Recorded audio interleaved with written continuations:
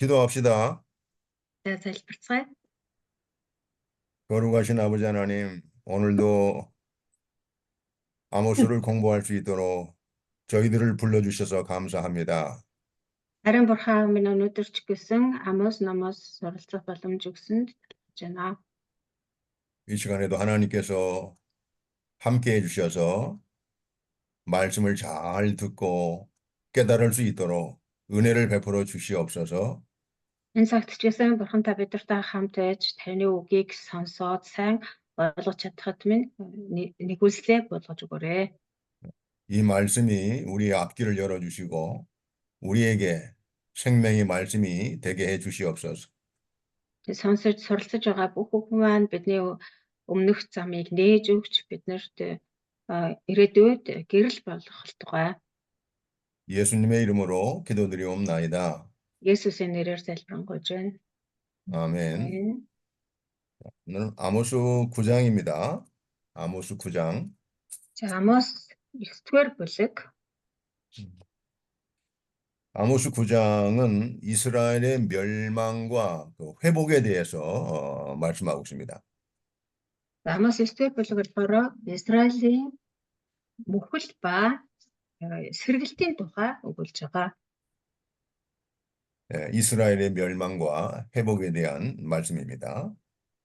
Израилийн мөхөл ба сэргэлт. 자, 대지를 말씀드립니다. За сэдвүүдийг хэлье. 첫 번째 대지. Нэгдүгээрт нь 이스라엘이 하나님의 징벌을 피할 수가 없음. нэгдүгээрт нь болохоор Израиль Бурхны шийтгэлээс зайлсхийж чадахгүй. 1절로 4절입니다. 1-ээс 4-р эшлэл. 다음 두 번째 대지. За хоёрдугаарт нь 여호와께서 크신 능력으로 세상을 주장하심. эзэн агуу хүч чадлаар 세상을 세상을 주장하심. дэлхий ертөнцийг захирдаг. 세상을 다스리심, 주장하심 이렇게 할 수 있습니다. 5절로 6절. Энэ болохоор 5-аас 6-р эшлэл. 세 번째 대지.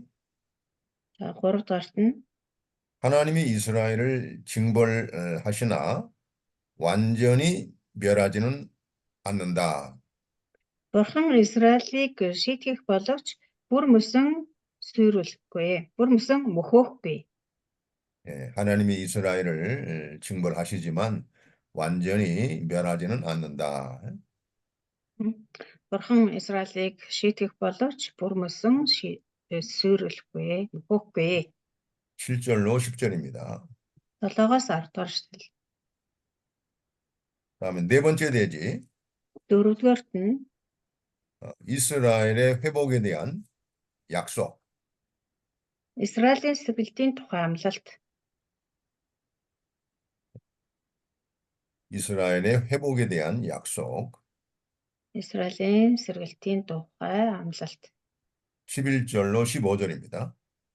Энэ болохоор 11-ээс 15. 자, 그러면 첫 번째 대지 공부합니다. За нэгдүгээр хэсгээс нь эхлээд явъя. 이스라엘이 하나님의 징벌을 피할 수가 없음. За нэгдүгээр хэсэг нь болохоор Израиль Бурхны шийтгэлээс зайлсхийж чадахгүй гэсэн. 1절을 읽어보세요. Нэгдүгээр эшлэг уншъя.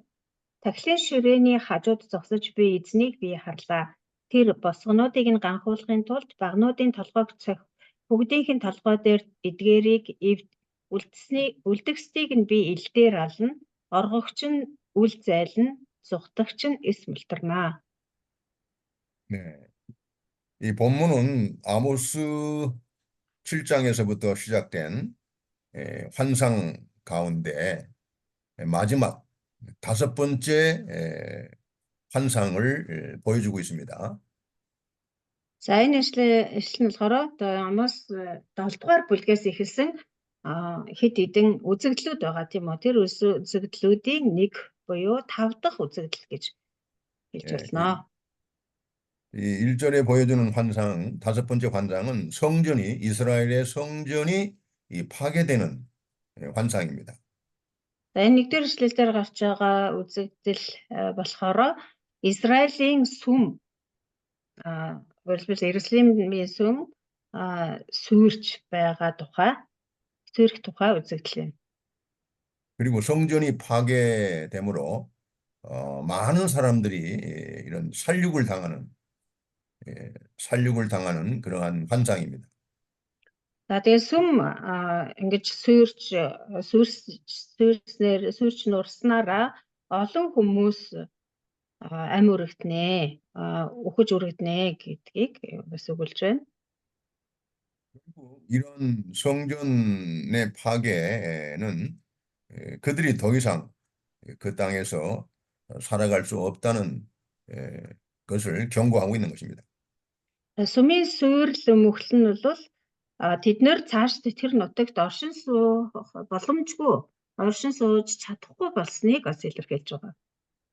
이스라엘은 하나님만 섬기는 선택한 백성으로 하나님이 가나안 땅을 주셨습니다.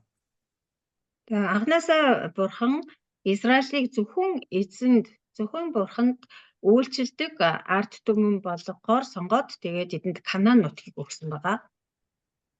거기에 하나님을 섬길 수 있는 성전, 예루살렘 성전을 하나님이 주신 것입니다. Дараа нь эзэн бурханд үйлчлэх тэр өргөө буюу сүмийг бас бурхан зөвшөөрсөн. 그러나 이스라엘 백성들이 하나님을 떠나고 하나님을 배반하고 우상을 섬기게 되므로 이 성전은 아무런 어떤 가치가 없게 된 것입니다. Тэгж Израильчууд бурхныг орхиж бусад өөр хуурамч шүтээнүүдэд мөрөгдөг үйлчилдэг болсноор нөгөө сүм болвол ямар ч утга учиргүй болж хувирсан байна. 하나님의 거룩함, 그 하나님의 영광을 드러내는 그 성전이 이스라엘 백성들이 그 성전을 이렇게 더럽히고 그 성전에 하나님의 영광을 모독하고 또 하나님의 예배, 제사를 멸시하고 성전의 가치가 사라지게 된 거죠. Тэгвэл нь бол тэр сүм бол зөвхөн эзэн бурханд хүндэтгэл мөргөл өргөдөг. Тэгээ эзэн бурхныг алдаршуулдаг, бурхны тэр алдар сүрж авсан оршдог газар байх ёстой байсан. Гэтэл Израильчууд одоо тэр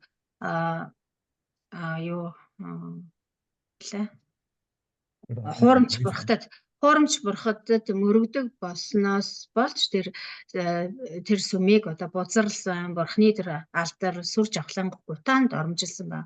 Тийм учраас бурхны алдар тэнд орших боломжгүй болоод тэр сүмийг орхисон байгаа. 더 이상 하나님의 영광을 모독하고 또 하나님을 멸시하는 그런 성전을 더 이상 하나님은 둘 수가 없습니다. Бурхны тэр нэр алдар, бурхны алдар сүрж авланг бузралдаг, үл тоомсоролдог тийм сүм бол цаашаад бурханд хэрэггүй болсон. 하나님은 이방 나라를 통해서 이방의 나라들의 그 힘을 이용해서 성전을 파괴하게 합니다. Тийм учраас бурхан одоо харь үндэстнүүдээр дамжуулан харь үндэстний тэр хүчийг ашиглан тэр сүмийг нурааж хийсэн байна.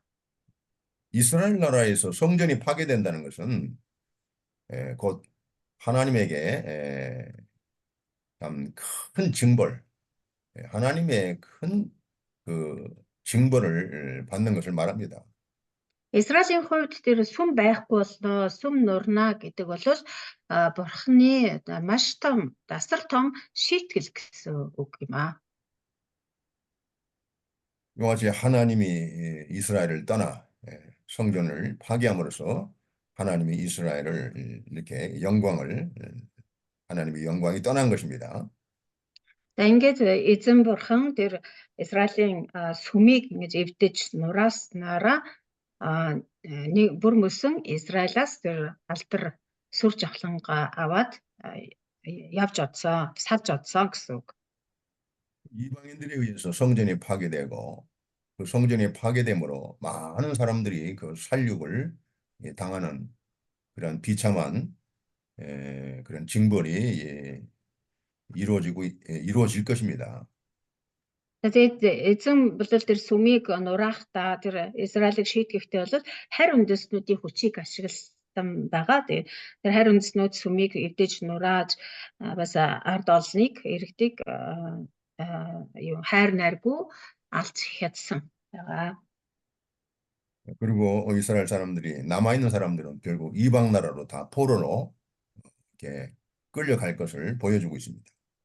За мөн одоо оргогч нь үл зайлан зүгтагч нь нийс мултран гэх мэтлэн Израильчууд бол тэндээс оргож зүгтах ямар ч боломжгүй амьд үлдсэн байлаа ч гэсэн тэд нэр харийн нутаг руу цөлөгдөж явах болно, олзлогдож явах болно гэдгийг илэрхийлж байна. 이것은 이스라엘 나라가 참으로 절망적인 그런 비참한 상황을 보여주고 있는 거죠. Израильчууд тэр бурхны тэр шийтгэллийн өдөр болоход ийм одоо эмгэнэлтэй үнэхээр одоо ямар ч авралгүй ийм байдалд орно гэдгийг илэрхийлж байна. 이 본문의 하반절의 내용은 성전 파괴로 인하여 살아남은 자들은 또 하나님이 다 칼로 이렇게 심판하신다는 거예요. Тэгээ үлдгэсдийг нь би илдээр алнаа гэж хэлсэн байна. Тэр нөгөө үлдгэсэд гэдэг нь болохоор тэр сүмийг нураахад бол тэр бүгдийн толгой дээр тэдгээрийг эвдээ гэсэн тэр сүмийг нураах үед тэвнд дарагдж олон хүмүүст өөхөх болно. Тэгээ тэндээс амьд үлдсэн хүмүүсийг нь илдээр алах болно гэсэн. 그래도 신자들이 하나님의 말씀을 순종하지 않고 또 하나님께 드리는 그 예배를 멸시하거나 하나님의 영광을 모독하고 그러면 하나님은 그 교회를 징벌하십니다. Үүнтэй яг адилхан хэрвээ одоо эзний ард түмэн тийм ээ эзний тэр чуулган бурхны үгэнд дуулуургүй бурхны тэр алдрыг гутаанд оромжилж үл томсорлох юм бол тэр чуулганыг бурхан ийхүү амьсгтайгаар шийтгэх болно. 교회가 하나님을 경외하고 정말 하나님의 영광을 드러내야 되는데 그러지 못하면 하나님은 그 교회를 징벌하셔요. Чуулган бол бурхнаас имэж бурхныг одоо алдаршуулдаг байх ёстой газар.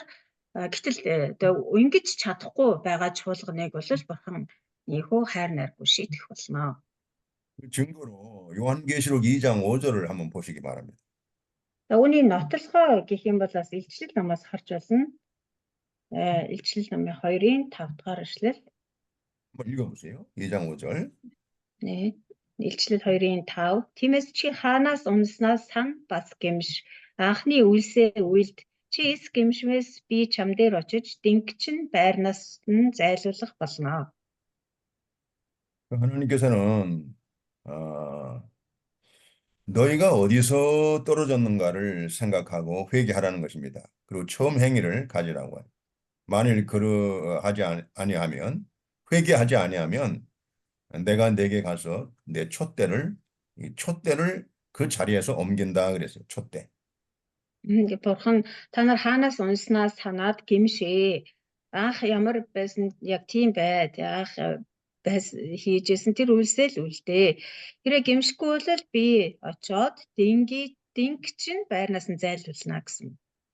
이 촛대라는 것은 뭘 말합니까? 촛대는 우리가 1장 20절에 보면 7 촛대, 이제 7 촛대가 나오는데 촛대는 바로 교회를 말합니다. 교회. За зарим нь дээр нь бол зарим орчуулгад дээр дэнлүү гэж орчуулсан байгаа тийм. Тэгэхээр нэгдүгээр илчил намын нэгдүгээр бүлгээс харах юм бол энэ дэнлүү нь юуг илэрхийлж байсан бэ гэхээр тэр 7 чуулганыг илэрхийлж байсан. 예. 1장 20절에 7별이 나오는 7별은 7교회 일꾼입니다. 교회 하나님의 일꾼을 말하고 사자. 7 촛대는 바로 교회를 말합니다. 7. Илчил 1-ийн 20-ыг харах юм бол 7 од гарч байгаа. Тэр 7 бас алтан дэнлүү гарч байгаа. 별과 촛대가 둘 다 교회를 의미한다고요?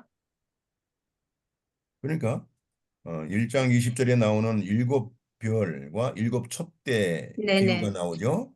네네. 비유를 보면은 7별은 7 교회 사자들, 교회 네. 일꾼들을 말하는 것이고 7 네네. 촛대는 교회를 말합니다. 교회.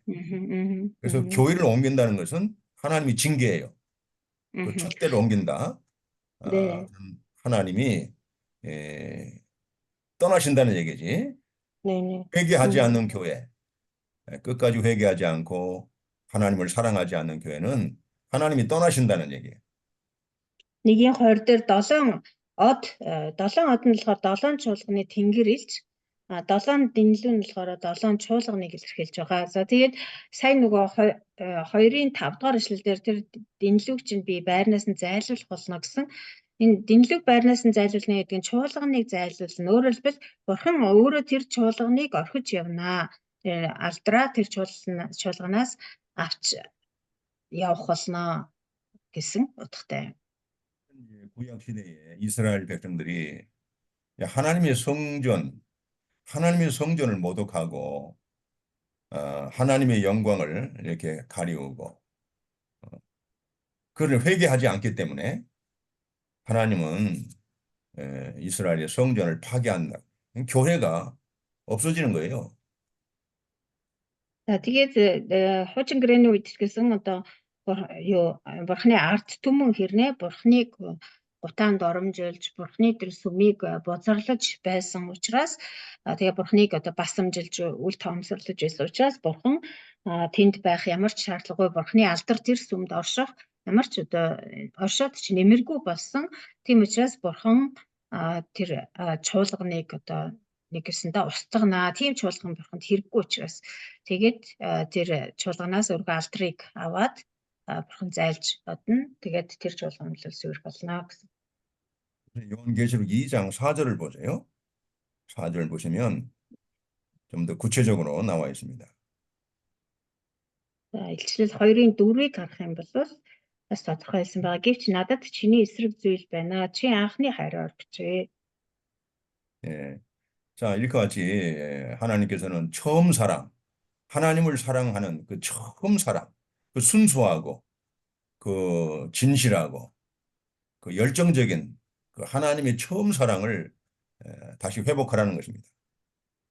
Тэр Бурхан одоо энэ одоо шийтгэлээс мултрахын тулд эсвэл одоо энэ шийтгэлээс буцаад сэргэж босхын тулд Бурханд анх одоо хандаж байсан тэр анхны хайраа дахиж сэргээ. Бурхныг анх хайрлаж түүн дээр ирсэн тэр анхны хайраа чи сэргэх ёстой гэж хэлж байна.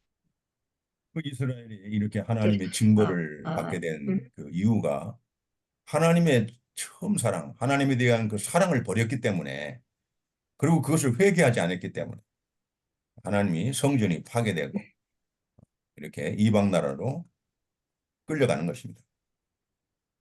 Бурханд анх итгэж байх үедээ итгэх үедээ байсан тэр чин үнэнд тэгээд цэвэр ариун тэр хайраа сэргээх ёстой гэж байгаа. Тэгээд Израилийн ард түмэн болохоор тэр анхны хайраа умартсан тэр хайраа орхисон. Тэгээд тэндээ ерөөсөө гимшихгүй байсан учраас Бурхан эцээсээс тэр сүмийг нурааж тэгээд ард түмэн болохоор харь үндэснүүдэд алуулах нь алуулж олзлогдох нь олзлогдож явсан байна. 그러니까 오늘날 신학교에도요, 정말 하나님을 사랑하지 않고 세상을 사랑하고 하나님의 이름을 멸시하게 되면 하나님이 떠나신다는 거예요. Өнөөдөр ч гэсэн шинэ гэрээний чуулганууд, энэ шинэ гэрээний үед оршинд тогтнож байгаа чуулганууд хэрэг Бурханаас эмээхгүй, Бурханыг үл тоомсорлож гутаанд оромжлох юм бол бурхан тэр чуулганыг ч гэсэн өршөөхгүй шийтгэх болно. 그러니까 이스라엘 나라가 이렇게 멸망하게 된 그 중요한 그 이유는 바로 성전, 이 성전에서 하나님을 성전에서 하나님 예배가 타락했기 때문에 예배가 타락했어요. 예배가 타락하면 성전이 결국은 하나님의 영광을 가리우게 됩니다. 이것 때문에 이스라엘 나라가 멸망하게 된 거예요. Тэгээд эцсийн эцэст Израиль гэдэг улс мөхөж сүрэх болсон хамгийн гол шалтгаан болвол тэр сүмд өргөдөг тэр мөргөл нь завхарч ялцарсан байсан. Тэгээд тэр мөргөл болвол эзэнд хамгийн ариунаар хамгийн хүндэтгэлтэйгээр өргөгдөг ёстой. Гэтэл тэр мөргөл нь ялзарч завхарсан учраас тэр сүм чуулган бишээ Израиль гэдэг улс сүмэнд шүмхөөд тэгээд Израиль гэдэг улс тэр чигтээ сүрэхэд хүрсэн байна. 그래서 이것은 오늘날 하나님의 교회가 하나님을 영화롭게 하고 정말 하나님을 잘 섬기면 그 교회로 인해서 그 나라가 복을 받습니다. Өнөөдөр ч гэсэн хэрвээ эзний чуулган эзнийг алдаршуулж эзэндээ үнэнчээр сайн үйлчлэх юм бол тэр чуулганы ачаар тэр улс үндэстэн ч гэсэн сайн сайхан явах болно. 교회가 타락하고 부패하고 하나님의 영광을 모독하게 되면 그 교회 죄 때문에 그 나라가 하나님의 큰 징벌을 받게 되죠. Харин эсрэгээр хэрвээ чуулган одоо ялцарч завхраад бурхны тэр алдрыг бозортуулж сэвтүүлж бохирлох юм бол бозортуулж сэвтүүлэх юм бол тэр чуулганы тэр гэм нүглээс болоод тэр улс үндэстэн бурхны аимшигтай шийтгэлийг хүртэх болно. 이 교회가 그 나라를 정말 하나님께 복받게 할 수도 있고 또 교회 때문에 그 나라가 큰 환난을 당하게 할 수도 있다 그 말이에요. Тэгээ нэг ясандаа чуулган гэдэг зүйл те чуулган гэдэг одоо хамт олсон ноор дамжуулж тэр улс үндэстэн өрөөгдөж болохоор байна. Бас тэр чуулган гэдэг хамт олноос болж тэр улс үндэстэн сүрчж болохоор байна. 그러니까 이 교회가 얼마나 중요한가. 구약 시대를 보더라도 이 교회가 타락하면 그 백성들이 타락하고 그 나라가 하나님의 징계를 받아서 이렇게 나라가 멸망하는 비참한 결과를 초래하게 되는 것이에요. Тэгэхээр чуулган гэдэг энэ хамт олон маань ямар чухал вэ гэдэг нь одоо энэ хуучин гэрээний энэ хүүхээс ч гэсэн харагдаж байна. Хэрвээ чуулган ялзарч дороодох юм бол чуулган завхрах юм бол бүхэл бүтэн тэр улс үндэстэн сүрдэг, мөхдөг, бурхны шийтгэлийг мөхддөг байна. 여러분들이 사역이 얼마나 중요한가? 여러분들이 사역의 그 가치가 얼마나 중요한가? 나라를 살릴 수도 있고 나라를 망하게 할 수도 있고 여러분들이 사역에 달려 있다 그 말이에요. Тэгэхээр та бүхний энэ үйлчлэл ямар чухал юм бэ? Ямар одоо эрхэм, хүндтэй бас чухал тийм үйлчлэл вэ гэдгийг ойлгох хэрэгтэй. Таны үйлчлэлээс шалтгаалаад улс үндэстэн дээшилж болох нь байна. Альсвал уруудан дороотож мөхөлдөж хүрж болохоор байна. 지금 앞으로 이제 계속되는 이 말씀들은 성전의 타락으로 말미암아 하나님이 징벌이 어떻게 이루어지는지 그걸 보여주고 있습니다. За тэгээ цааш нь үргэлжлүүлээд харах юм бол тэр сүм сүрч нурснаар бурхны нурснаас гадна одоо бурхны шийтгэл Израилийн дээр хэрхэн хэрэгжсэн бэ гэдгийг хэлж байгаа. 이제 아모스 9장 2절, 3절, 4절을 읽어주세요. За Амос 2-ын 2-оос 4-р эшлэг уншия. Үхэгсдийн орон руу ухаад орсон ч мутар минь тэднийг тэндээс байрна. Тэнгэр үүд гарсан ч тэднийг би эндээс буулгана. Кармелийн оргилд нуугдсан ч тэндээс би тэднийг хайн олж барина. Тэнгисийн ёроолд харцнаас минь өөрсдийгөө далдалсан ч тэнд би могойд тушааж тэр нь тэднийг хатгах болно. Дайснуудынхаа өмнө бас олзлогдсон явсан ч элдэнд би тушааж тэднийг тэнд хядуулнаа. Сайны төлөө бус харин хор хөнөөлийн төлөө мэлмигээ би тэдэн рүү чиглүүлнэ гэж айлдав. 여러분 이 본문을 읽으니까 어떻습니까? За энэ ишлүүдийг уншаад үзсэн чинь ямар санагдаж байна вэ? 예, 하나님이 얼마나 우리가 하나님을 두려워하지 않고 정말 하나님을 두려워해야 됩니다. Бид нэр бурхан ямар аимшигтэй бурхан бэ гэдгийг харж байна тийм ээ. Тэгэхээр бид нар бурханаас айдаг, эмээдэг байх ёстой. 예, 하나님은 끝까지 회개하지 않는 그 이스라엘 백성들에 대해서 이렇게 하나님의 징벌을 절대로 피할 수 없다는 거예요. Тэр эцэг хүртэл Израильчууд гимшгүй байсан учраас тэр гимшгүй байгаа Израильчүүдийн бүр эцэг нь үзтлээ бурхан тэднийг мөрдөж мөшгөж хаанаас ч гэсэн олж барьж ийхүү шийтгэх болно гэж хэлж байна. 하나님의 징벌을 피할 수 있는 세상에 어떤 것도 없다는 것입니다. Бурхны шийтгэлээс энэ дэлхий юу ч хинч зайлж чадахгүй гэдгийг илэрхийлж байгаа. 자, 당시에 이스라엘 백성들이 생각하는 가장 깊은 곳, 땅속의 가장 깊은 곳은 바로 음부입니다. 음부에 가서도 하나님의 심판을 피할 수 없다는 거예요. Ингээс харах юм бол одоо тухайн үед Израильчүүдийн одоо сэтгэлгээгээр хамгийн гүн газар гэх юм бол үхэгсдийн орон гэж боддог байсан. За тэгээд тийм хамгийн гүнд очиод нуугдсан ч гэсэн үхэгсдийн оронд руу ухаад орсон байлаа ч гэсэн би тэндээс тэднийг барьж авчирнаа. 사도신경에도 예수님이 심판하시는데 산자와 죽은 자를 심판하신다고 해요. Бидний одоо уншдаг итгэлийн тунхаг байна тийм ээ. Төлөөлөгч элч нарын итгэлийн тунхаг. Түүн дээр ч гэсэн одоо өгсөн амьд бүх хүнийг шүүхээр ирэх Есүс Христэд би итгэдэг гэдэг тийм үү. 사람들은 죄를 많이 짓고 내가 죽으면 그만이지. 죽으면 끝나지. 자살한다고 해서 하나님의 심판을 절대 피할 수가 없다는 거예요.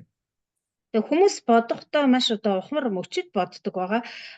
Би одоо гим нүгэл үйлдэлээ ч гэсэн би өгчөл болоо юм биш. Өгчөд л тэгэл бүх юм дуусна штэ гэдэг ингээ амиа хорлцдог ч юм уу тий. Амиа хорлцох юм бол тэгэл бүх юм дуусна гэж боддог. 죄를 짓고 회개하지 않고 자살했다고 해서 하나님의 심판을 피할 수가 없습니다.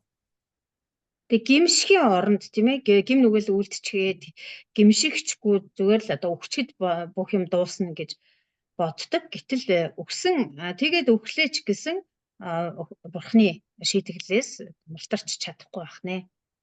히브리서 9장 27절 한번 봐요. За Еврей 9-ийн 27 дугаар эшлэгийг харъя. Хүн ганц удаа үхэж дараа нь шүүгдэхээр товлогдсон шиг. 네, 한 번 죽는 것은 사람에게 정해진 것이요. 그 후에는 심판이 있다고 했어요. За хүн нэг удаа үхэх нь бол аль хэдийн товлогдсон байдаг. Бас дээрээс нь тэгээд үхээд одоо болчдөг биш. Дараа нь шүүгдэх болно. Энэ шүүгдэх нь ч гэсэн товлогдсон байдаг гэж. 그래서 하나님의 심판을 피할 수 있는 게 아니에요. 영원한 지옥 형벌이 기다리고 있습니다. Тэгэхээр үхлээ гэд бүх юм одоо болцдог, дуусчдаг бурхны шийтгэлээс мултарч чадна гэсэн үг биш ээ. Өгсний дараа ч гэсэн мөнхийн одоо тэр шийтгэл байдаг. 죽지 말고 살아있을 때 회개해야 돼요. 회개하고 하나님 앞에 돌아와야 그래야 용서를 받고 구원을 받는 거예요. 왜 그렇지 않고 말이죠. 그러니까 여러분들 정말 그 말씀을 잘 전해줘야 돼요. 자살하지 않도록 해야 돼요. 극단적으로 자기가 자살한다고 해서 그 심판을 피할 수가 없는 거예요. 살아있을 때 회개하고 하나님 앞에 나와야 돼요. 그래야 용서를 받고 구원을 받는 거예요. Тэгэхээр бид нар одоо хүмүүстээ итгэгч нартай итгэгч биш хүмүүст ч гэсэн үүнийг маш зөв маш сайн одоо ингэж зааж сургах хэрэгтэй. Ягд гэвэл одоо хүн гим нүгэл үүлдээ тэрнээс айсан ичсэндээ болоод айсгүйл одоо гимшгүйгээр тийм ээ амиа хорлцол бүх зүйл дууснаа өвчл болно гэд ингээд олон хүмүүс амиа хорлцдог. Гэтэл энэ бол биш ээ. Амиа хорлсноор бүх зүйл дуусахгүй. Амиа хорлсон үгсэний дараа ч гэсэн Бурхны энэ шийтгэл шүүлт байдаг. Тэгээд тэр үед бол гимших ямар ч боломж байхгүй. Нэгэнт одоо Бурхны шүүлтээр орсон л бол тэр хүн гимшээгүй учраас там руу явах одоо мөнхийн тэр шийтгэл рүү орхоос өөр аргагүй болно. Тийм учраас тэгэж үхэж одоо тэр амиа хорлохын оронд харин амьдраад амьд байж гимших ёстой. Гимших юм бол Бурхны одоо тэр авралыг хүртэх боломжтой. Бурхны тэр шүүлтээс хэлтрүүлэгдэх боломжтой гэдгийг бол маш зөв маш сайн ойлгуулж өгөх хэрэгтэй. 죄를 짓고 사람이 절대로 죄를 짓고 절대 안전하게 살 수 있는 곳은 없습니다. 절대로 없습니다. Хэрвээ одоо гим нүгэл үйлдсэн л бол одоо тэр гим нүгэл үйлдсэн чихтэй амар тайван амьдарч чадах хүн нэг ч байхгүй. 예. 자, 또 인간이 생각하는 가장 높은 곳 하늘입니다. 하늘에서 올라간다 할지라도 하나님의 심판을 피할 수 없다는 거예요. За бас хүний одоо бодож олж чадах хамгийн одоо дээд тий хамгийн өндөр газар гэх юм бол тэнгэр байгаа тийм ээ. Тэгээ тэр бурхан хэлэхдээ тэнгэр өөд гарсан ч гэсэн тэднийг би эндээс буулганаа гэсэн байна. Бурхны шийтгэл одоо хүмүүс одоо тэнгэр рүү гараад зүгтаасан ч гэсэн бурхан тэндээс тэднийг бариад авнаа, буулгах болно гэсэн. 이스라엘 사람들이 가장 높다고 생각하는 갈멜산, 이 갈멜산에 가서 숨어도 하나님의 심판을 피할 수 없다는 것입니다. 3 дахь ишлэл дээр бас Израильчүүдийн боддгоор хамгийн өндөр оргил уул гэх юм бол Кармел уул байсан. Тэгээд тэр Кармел уулын оргил дээр гараад нуугдсан ч гэсэн Бурхны тэр шийтгэлээс залсгэж чадахгүй. 죄를 짓고 산속에 들어가서 그냥 숨는다 할지라도 절대로 하나님의 심판의 손길을 피할 수 없다는 거예요. Өөрөөр хэлбэл гим нүгэл үүлдчихэд одоо битүү тэр ой мод юу гэдгийг ой шугуу тэр өндөр уул руу гараад тэр уулан дотор нуугдсан ч гэсэн бурхан тэдрийг хайж олоод бариад авнаа. Бурхны шийтгэлээс хинч мултарч цутааж нуугдаж чадахгүй. 어떤 사람들은 가장 깊은 바닷속, 시면이죠. 시면, 가장 깊은 바닷속, 그 속에 들어간다 하더라도 피할 수 없다는 것입니다.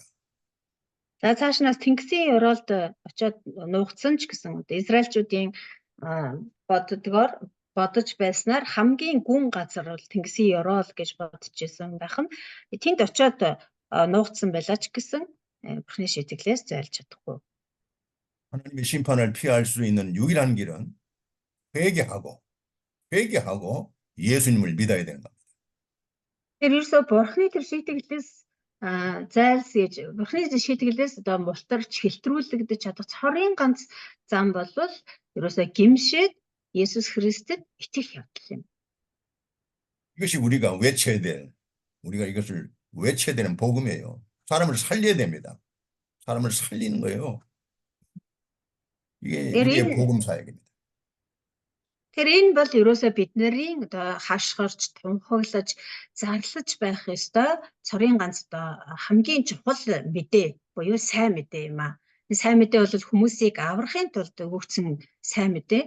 Тэр энэ сайн мэдээ бол ерөөсөө л гимш тэгээд Иесуст итэг. Энэ л бол бидний аврагдах тэгээ Бурхны тэр шийтгэлээс шүүлтээс зайлсгийж мултарч чадах цорын ганц зам юм аа. 4절에 보면은 바닷속에 들어갈지라도 하나님은 뱀을 명령해서 물게 하신다고 했습니다.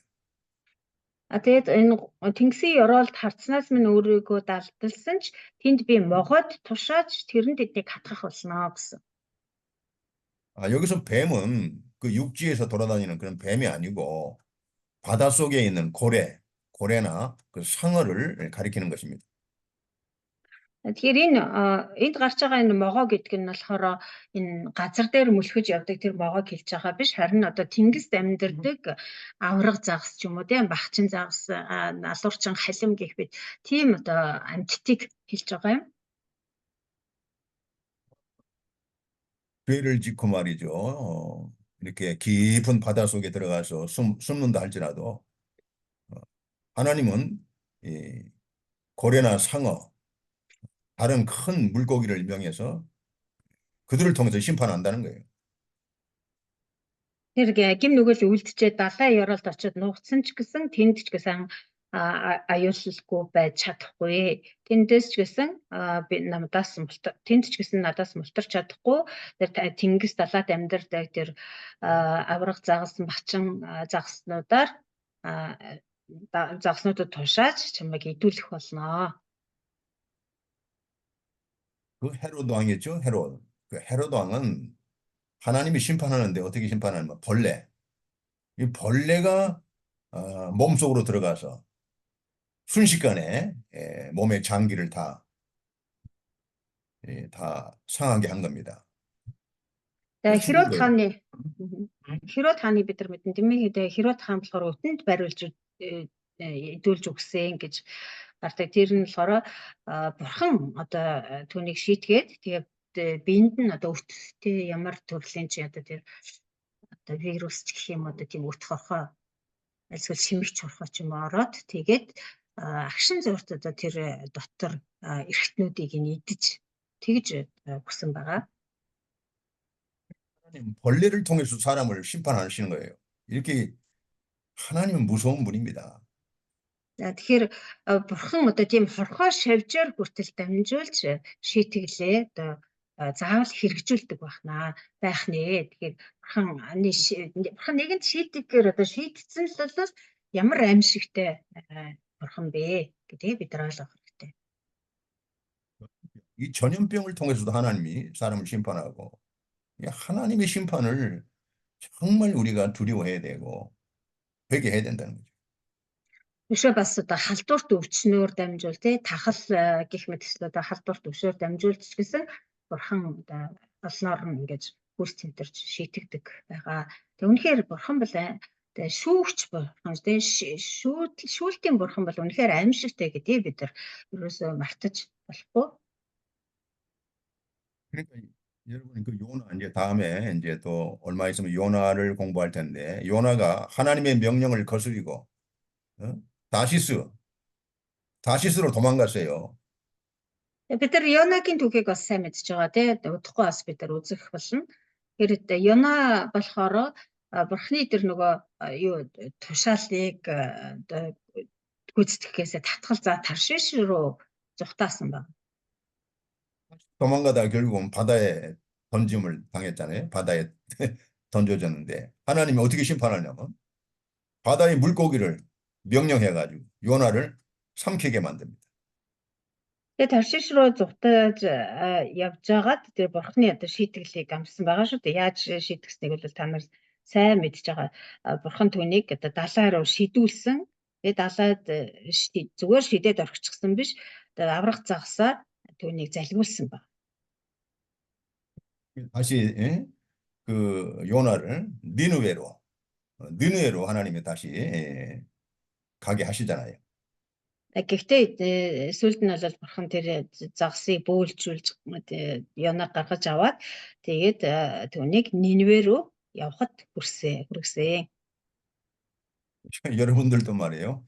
하나님의 명령을 거스리고 내 마음대로 하고 내 고집대로 하면 그 하나님이 그 징벌하시는 거예요. 가만 놔두질 않습니다. Бид нар ч гэсэн хэрэг бурханы үгэнд дуулуургүй бурхантай тэрсэлдээд эсэргүүцээд байх юм бол өөр замаар явах юм бол бурхан яг л адилхан шийтгэх болно.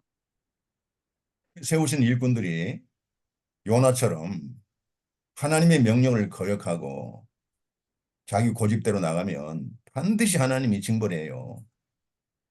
Бурхнаар томилогдсон Йона шиг хүмүүс бид нар Бурхны тэр тушаалыг зөрчөөд, үгнээс нь зөрчөөд, эсэргүүцээд одоо яг эсэргээр нь яваад ах юм бол Бурхан заавал одоо шийтгдэг байгаа.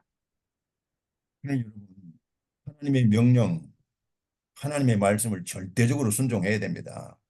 Тийм учраас бид нар Бурхны тушаал, Бурхны үгэнд бүрэн дуулууртай байх ёстой. 아멘 하십니까? Амен уу? 예. 물어봐요. 아멘. 아멘이십니까? Амен уу? 아멘이에요? 아멘이죠? Амен уу үстэй. Амен үү. 아멘. 예, 아멘. 네. 그래. 하나님을 정말 우리가 사랑하고 또 한편으로 하나님을 정말 두려워해야 돼요. Бид нар Бурхныг үнэхээр хайрлах ёстой, бас нөгөөтэйгөр Бурхнаас үнэхээр айх ёстой. 여러분들이 아무리 힘들고 어려워도 하나님의 말씀을 잘 순종하시면 반드시 하나님이 여러분들을 잘 되게 해주십니다. 복을 주십니다.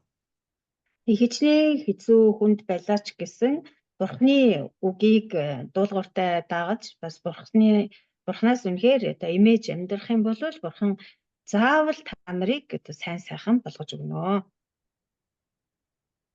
이렇게 인간이라는 것은 죄를 짓고 이 세상에서 하나님의 징벌을 절대로 피할 수 없다는 것을 오늘 본문이 증거하고 있습니다.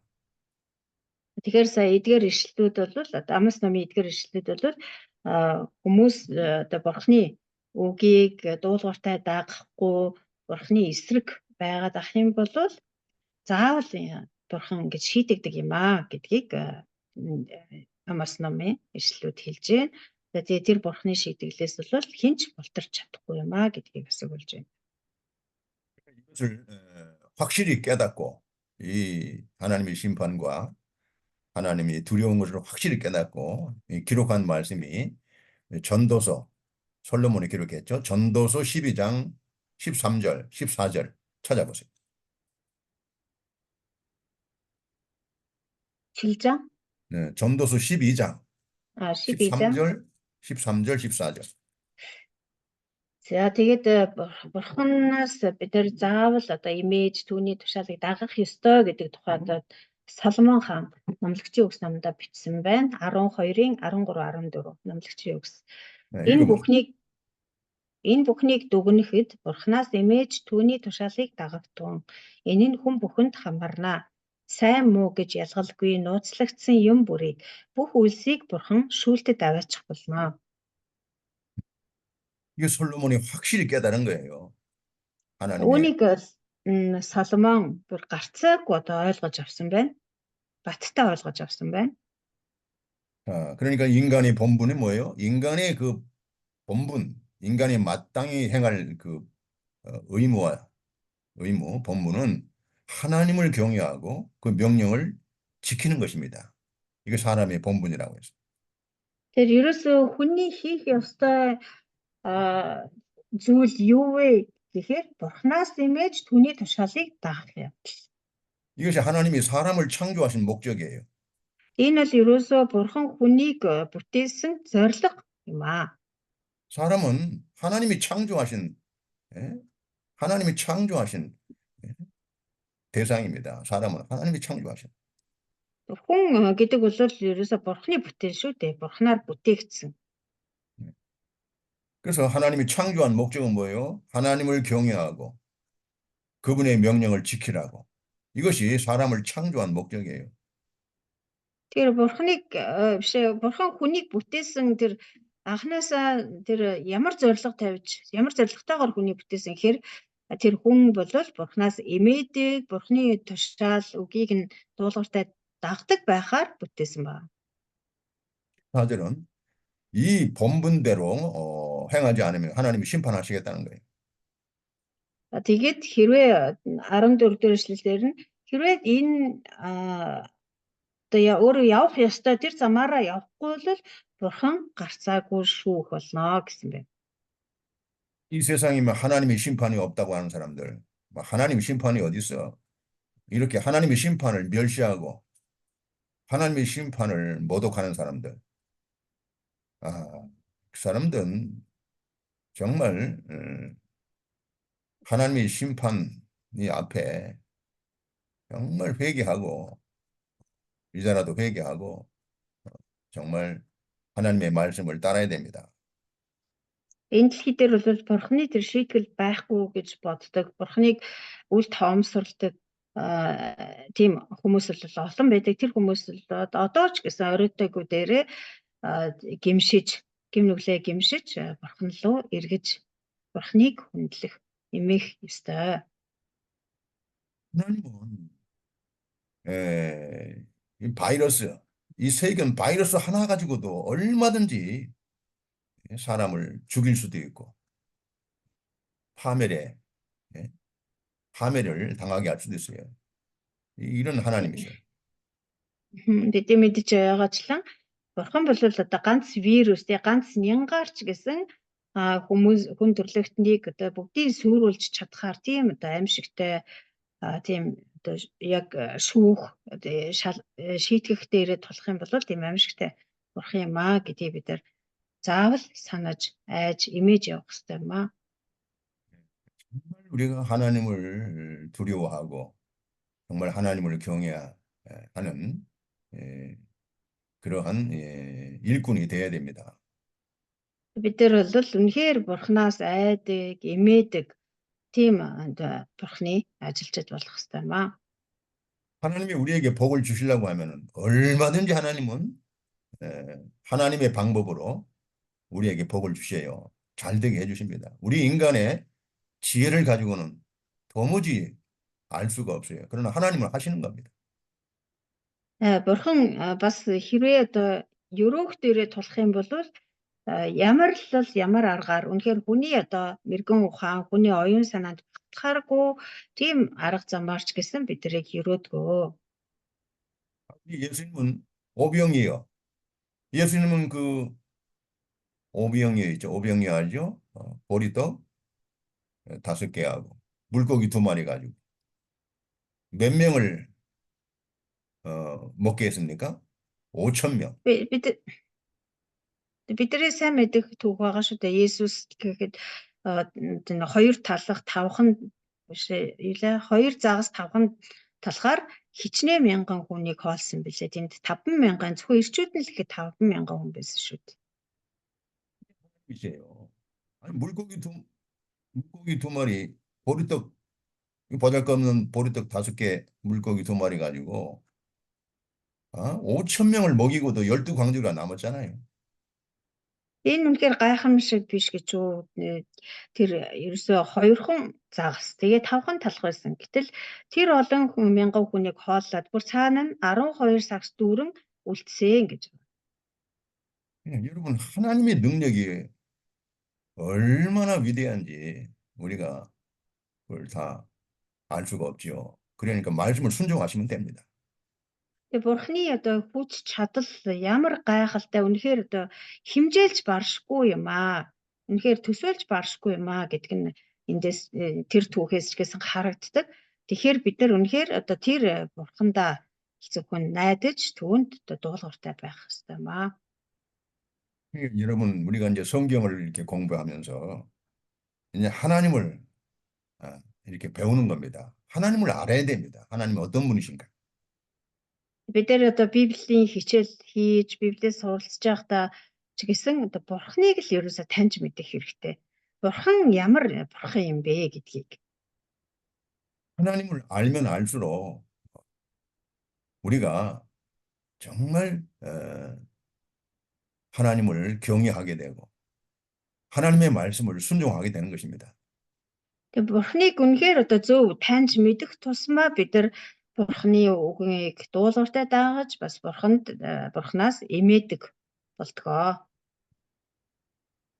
하나님 말씀을 순종하면 반드시 하나님은 복을 주십니다. 잘 되게 해주십니다. Тэгээд одоо бурхны тушаалыг үгийг нь дуулууртай дагаж амьдрах юм бол бурхан заавал одоо өрөөж сайн сайхан одоо хүргэж өгнө.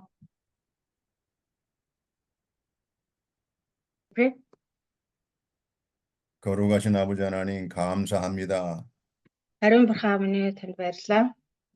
오늘도 사랑하는 우리 주의 종들을 은혜 가운데 이렇게 불러주셔서 감사합니다. Өнөөдөр ч үсэн эзэн таврынхоо хайртай ажилчдыг өөрийнхөө нэгүсэл донд дуудаж цуглуулж өгсөнд баярлалаа. 하나님께서 건강을 지켜주시고 모든 Хайрал 일들이 은혜 가운데 잘 되도록 도와주시옵소서. та тэдний эрүүл мэндийг сахин хамгаалж бүх зүйл нь эзний нэгүсэл дотор сайн сайхан байхад туслаарай. 예수님의 이름으로 기도드리옵나이다. Есүсийн нэрээр залбирanгуйч байна. 아멘. 자, 이 시간은 아모스 9장 두 번째 대지입니다. За Амос 9-р бүлэг дээр явж байгаа тийм ээ. Одоо 2 дахь эсрэг орж байна. 여호와께서 크신 능력으로 세상을 다스리심. Эзэн агуу хүч чадлаар ертөнцийг захирдаа гэсэн байна. 네. 5절을 읽어주세요. 5 дахь ишлэл Түг түмдийн эзэн бурхан газарт хүрэх аваас газар нь хайлж газарт оршигч бүхэн гашуудаж тэд бүгд нийл шиг босовч Египтийн нийл шиг иргэн буунаа. 5절은 이스라엘을 심판하시는 그 하나님의 위대하신 크신 능력을 보여주는 내용입니다. Танд 5 дахь ишлэл болохоор тэр Израилийг шийтгэж байгаа бурхны тэр агуу байдал сүр жавхлан хүч чадлыг илэрхийлж байгаа үг байна. 주 만군의 여호와는 땅을 만져 녹게 한다고 했습니다. 땅을 만져서 녹게 한다.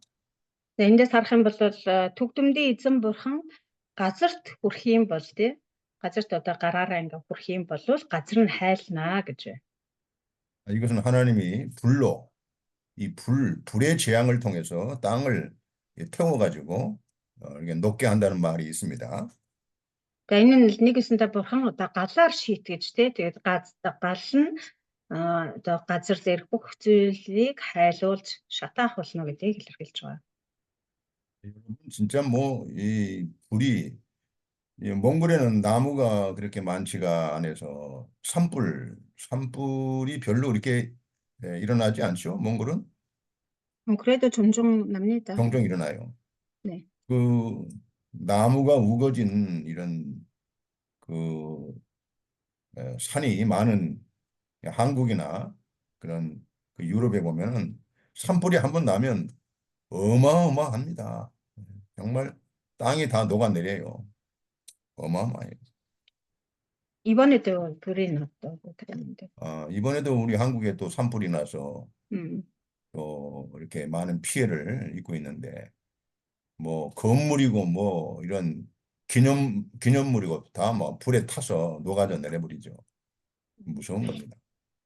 За тэгэхээр нөгөө Монголд одоо бусад энэ Солонгос ч юм уу эсвэл Европын улс орнууд шиг тийм нэг өтгөн одоо ой шугуу тийм их уул тийм шивүү тийм уул нуруу байхгүй ер нь ховор штэ тий тэгэхээр байсан ч одоо тэгээд модон одоо цөөхөн ч юм. Тэгээд Солонгос Европ гэх мэт одоо улс орнууд болохоор тийм өтгөн модтай уул ус ихтэй. Тийм газарт одоо нэг одоо төмөр гарлаа л бол ер нь маш аимшигтай тэр одоо хурдан юу замдаа таарсан бүх юмыг одоо хойголж авч явдаг төмөрдөж одоо үгүй хийдэг байгаа. Тэгэхээр энэ удаа ч гэсэн өчигдөр өнөөдөр нөгөө Солонгос нэг уулын төмөр гараад тэгээд маш олон одоо юу гараг ямар нэгэн том хэмжээтэй юу газрыг одоо ингэж төмөрдөөд одоо соёлын өв дурсгалт газруудыг одоо юу шатааж юмсан товр болгосон гэмээр гарч байгаа. 하나님은 위대하시기 때문에 이 하나님이 이 땅을 심판할 때 참 하나님께서는 불로 때로는 홍수로 물로 이 땅을 하나님이 심판하십니다. Тэр бурхад шийдвэртэй хүртэл энэ маш агуу одоо тэр хүч чадлаараа шийдэгдэг байх нэ. Тэгээд газар дэлхийг шийдэхдээ бурхан одоо ингэж галаар шийдэгдэг, бас усаар шийдэгдэг байгаа тийм ээ. Үер тэр гамшиг болсон гэх мэтчлэн. 오늘 보면 또 하나님은 홍수를 통해서 땅의 지형을 완전히 파괴하신다는 거예요. Цааш нь ч гэсэн тэгээд 5 дугаар эшлэлийг харах юм бол тэд бүгд нийл шиг босовч шигээдийн нийл шиг иргэн буунаа. Тэгээд нийл мөрөн шиг тэр усаар ингэж амжилтаар шийтгэх болсноо гэсэн байна. 여러분, 우리 한국에도 홍수가 크게 나면요.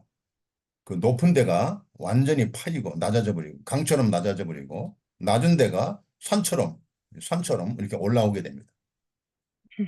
За тэгээд энд нийл шиг босовч иргэн буунаа гэд энэ эшлэл бас юу илэрхийлж байгаа гэхээр тэр их аюултай одоо юу үер ус болох юм бол нөгөө газрын хэлбэр дүрсч гэсэн алдагддаг тийм ээ, газрын давхраг хүртэл өөрчлөгддөг.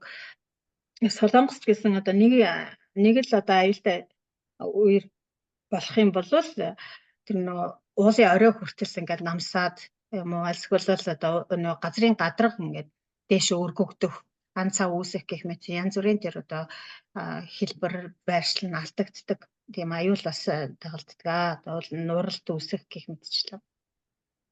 그러니까 하나님은 이렇게 땅을 심판할 때도 하나님의 능력으로 물로 때로는 불로 때때로는 어떤 바람 태풍으로 때때로는 하나님의 어떤 그 해로운 그 충을 통해서 하나님은 얼마든지 이렇게 심판하시고 징벌하신다는 거예요.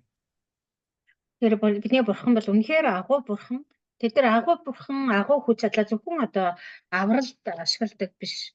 Энэ шийтгэхдээ ч гэсэн тэр агуу хүч чадлаа ашиглаж галаар шийтгэх юм уу? Эсвэл усаа, эсвэл одоо юу хорхоош хавьжаар гэх мэтчлэн янз бүрийн аргаар бид нарыг шийтгэдэг байгаа. шийтгэхдээ хүрэл. 구약에서 보면은 그 소돔 고모라, 이 소돔 고모라는 하나님이 불로 심판했죠. 소돔 고모라. Хуучин гэрээс бас бид нар Содом Гоморагийн дүүхийг мэднэ. Тэгээ Содом Гомораг болохоор бурхан галаар шийдэгсэн. 하늘에서 말이죠. 그 유황불, 막 그 유황불이 비가 오듯이 막 쏟아져 가지고 완전히 불로 소돔 고모라가 완전히 삽시간에 그냥 다 녹아버리는 겁니다. 사람이나 짐승이나 건물이나 모든 게 완전히 다 녹아버린 거예요. Тэнгэрээс тэр хөхөрт гал буугаад яг л бороо асгарч байгаа юм шиг тэгэж хөхөртэй гал буугаад тэгээд ерөөсөө тэр хотод байсан хүн, амьтан, мал, адгуус юу гэдэг юм бүгд одоо хагшин зуурт шатаж үгүй болсон байна. 이 노아 시대에는 어떻게 심판했습니까? 홍수로 심판해서 전 세계를 완전히 홍수로 물로 심판하지 않았습니까? Ноагийн үед л гэхэд тийм ээ асар их одоо үер болсон. Үер буулгаж энэ дэлхий дээр амьд оршигч амтан Ноагийн авдранд байсан амьтдаас босод бүх одоо амьд оршигч амтан үгүй болтол устгасан байна. 전 세계를 심판할 때 구원받은 사람이 몇 사람이에요?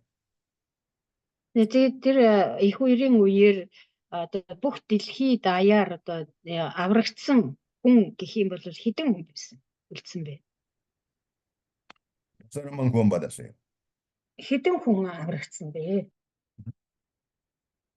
8 хүн аврагдсан. 노아하고 7 식구. 노아하고 7 식구만 모두 8명만 구원받았어요. 노아тай нийлээд нийт 8 хүн аврагдсан байна. 근데 노아와 그 7 식구가 어디에 들어갔죠? Тэр одоо Ноо болон түүний одоо бусад 7 гишүү гэр бүлийнхэн хүмүүс хаашаа орж одоо аврагдсан бэлээ? 그 노아 방주. 응? Ноагийн хийсэн тэр хүүгч авдар дотор орж аврагдсан шүү дээ, тийм ээ. 이 노아 방주는 사람의 지혜로 만든 게 아니고 하나님의 말씀대로 만들어진 그런 방주입니다. 배예요. Тэгээ тэр хүүгч авдар болохоор одоо хүний оюун ухаанаар, тийм мэрэгүү ухаанаар бүтсэн тийм авдар биш, харин бурхны зааж өгснээр бурхны ухаанаар бүтээгдсэн авдар байсан. 방주에 들어간 사람만 구원받았는데 모두 8사람이에요. Тэгээ тэр хүүгч авдарт орсон хүн л амь аврагдсан байгаа. Тэгээ тэр хүмүүсийн тоон болохоор ерөөсөө 8хан байсан.